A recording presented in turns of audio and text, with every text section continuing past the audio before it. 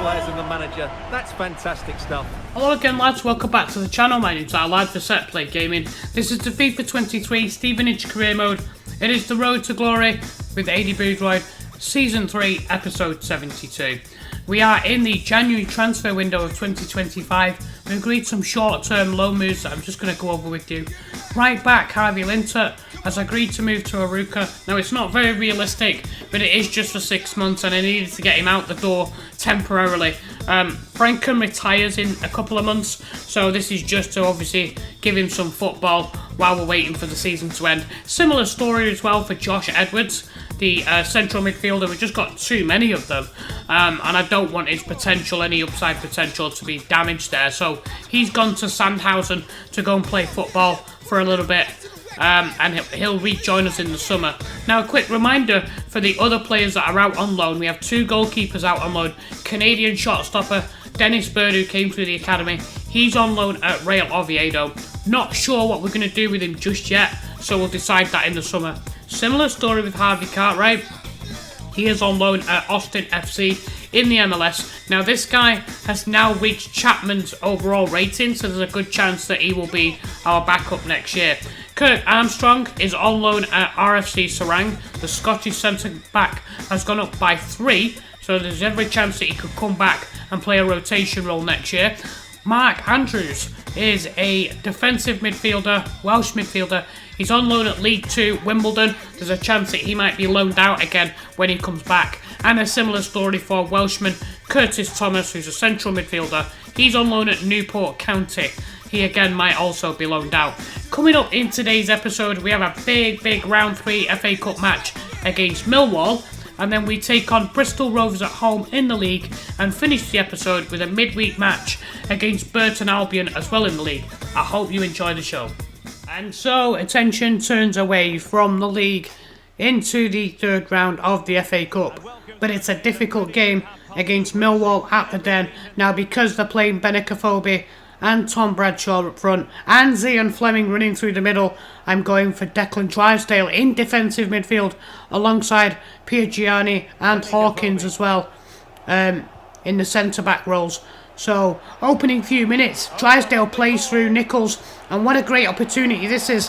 And Nichols fires it past Long, but the wrong side of the post. I thought for sure he was going to score there. Come a little bit too early, Derek, but that's a wasteful finish. Just past the post. And Aidy Boothroyd thought he'd scored as well. And then a few minutes later, how about this for a piece of skill? Luther, James, Wildin on the overlap. And look at this step over. See you later. Crosses it into the box. And how about this for a finish? Probably one of the better goals we've scored this season. And Tom Nichols with a superb scissor kick. Excellent technique. You could watch this over and over again. A superb goal. Lots of work for us to do. And then on 22 minutes, Millwall come back at us. Leonard into Afobe. It's intercepted, but Bradshaw wins it back. And Afobe's shot tipped over the bar by Anderson. Great goalkeeping by the number 1. A good save. And then on half an hour, Zian Fleming goes close with a free kick.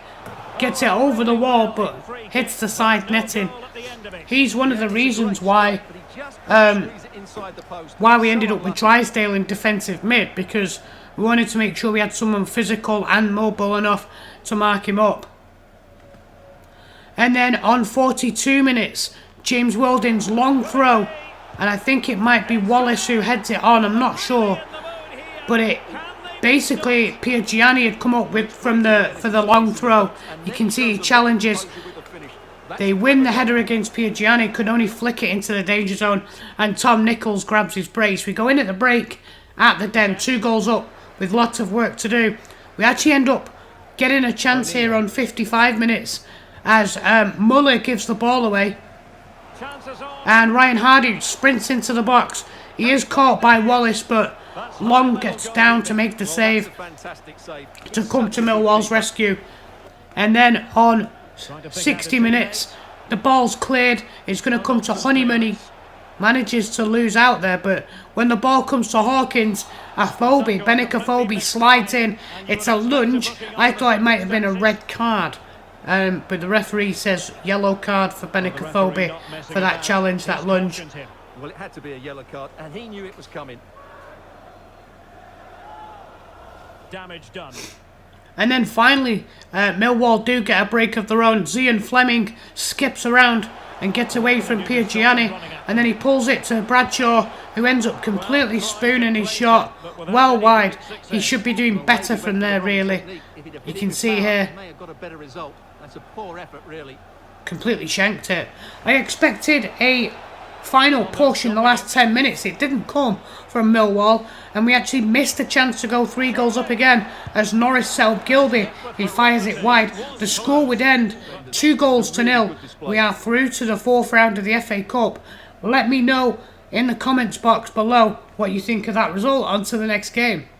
And so our attention turns to the league again, and we are at home to play Bristol Rovers in the snow. So it should be tricky conditions. In the opening few minutes, you see Harry Anderson tries to get cleared down this right hand side. Borthwick Jackson wins the ball back. He does well to intercept, and as he tries to cut back inside, Anderson wins the ball back and manages to ping a quick shot. But it's a great save by Anderson to just parry that out for a corner.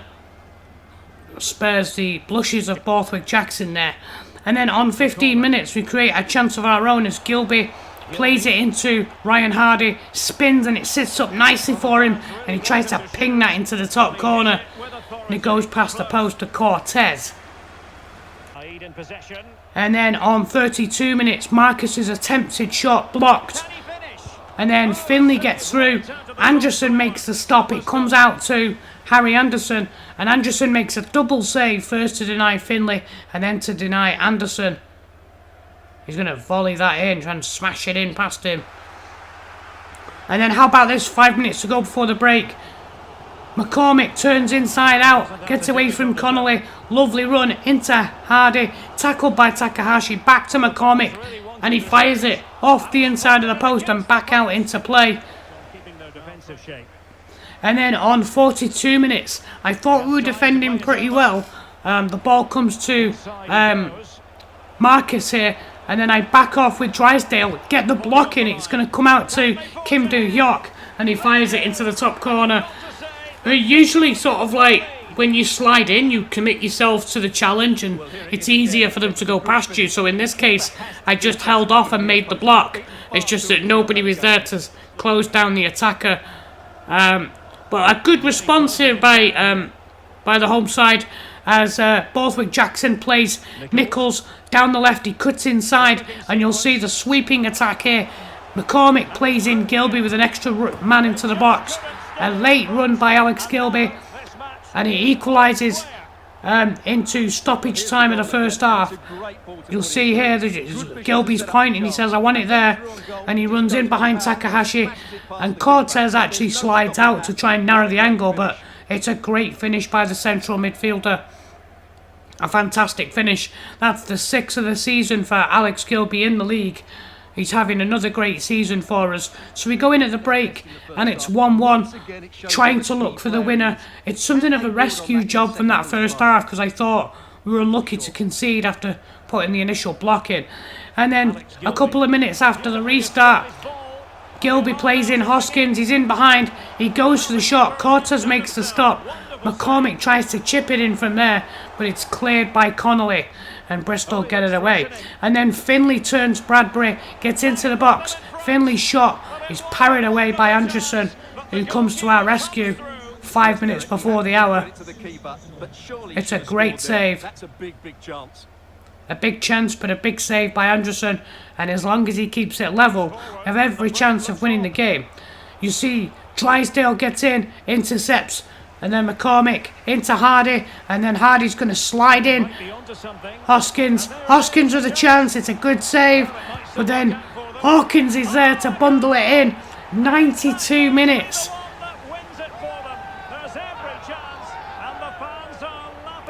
It's not one of his best finishes, but to be honest, it doesn't matter. Bristol Rovers made it hard work here. Makes a good save to start with, but where are his defenders following? Usually Hawkins is one to use his physical prowess and head it in, but this time he's there just to bundle that in past Cortez, and that's Oliver Hawkins with his 7th goal in 14 matches, won every other game. And so the score ends 2-1. We just about managed to get over the line here against Bristol Rovers. They gave us a hell of a fight, but our quality saw through in the end, I'd like to think. We move on to the final game as we take on Burton Albion.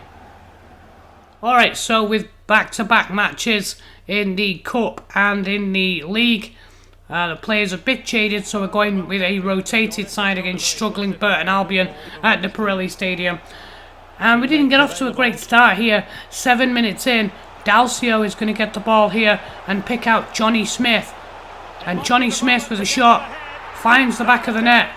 Like I said, just 7 minutes in, I'm not entirely sure how he got that past Chapman. Because Chapman's right in front of it, he should be saving that. That's a top quality finish. I don't know how he's not saving that. Boothroyd disappointed with the start that we make here. And then 4 minutes later, Adebayo gets away from Bradbury, gets into the box. It's a near post shot. Great save by the big man. Chapman making the save. Somewhat making amends for the first goal, I think.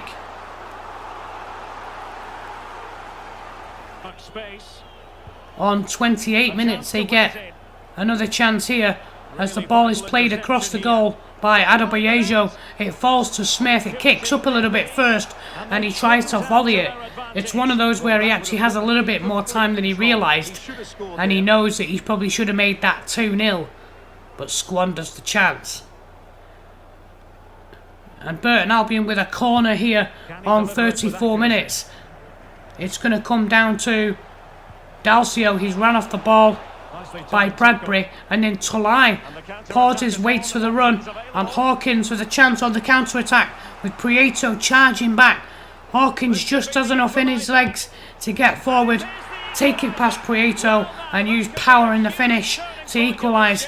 Not the ideal counter-attack because Hawkins isn't the quickest, but he was quick enough to get the ball into the box, present himself with the opportunity, and he just used power in the finish. And then 4 minutes later, Burton Albion come forward again. It's smashed clear, and then they win the ball back here, some high pressing, and then Powell into the box. Smith on the turn gets a shot off, and Murdoch is judged to have fouled Smith when he goes to take the shot. The referee gives a yellow card and a penalty, kind of like a kick out at him. And then Joe Powell sends Chapman the wrong way and puts it in the corner. Joe Powell, one of the leading scorers for Burton Albion. A nice placement penalty. Looks like he's named as captain in this game. So we go in at the break, struggling here against Burton Albion, 2-1 down, and defensively not looking our best, which is rare because we usually defensively look solid. On 51 minutes, we create a chance here. Hawkins into Rose, Rose into Corran, and it seemed easier to score, and he ends up putting it wide. And then a few moments later, Adebayo down the right hand side, he's going to cut in, and then he's going to play this to Dalcio, who just side foots it past Chapman, and it's 3-1. An absolute mountain to climb. This is Dalcio's debut. I'm not sure where they signed him from. I never actually bothered to check the transfer hub to see where they signed him from, but this is his debut match, and Dalcio in midfield makes the first time and just side foots it past him. Cups of tea everywhere, I should imagine, full time.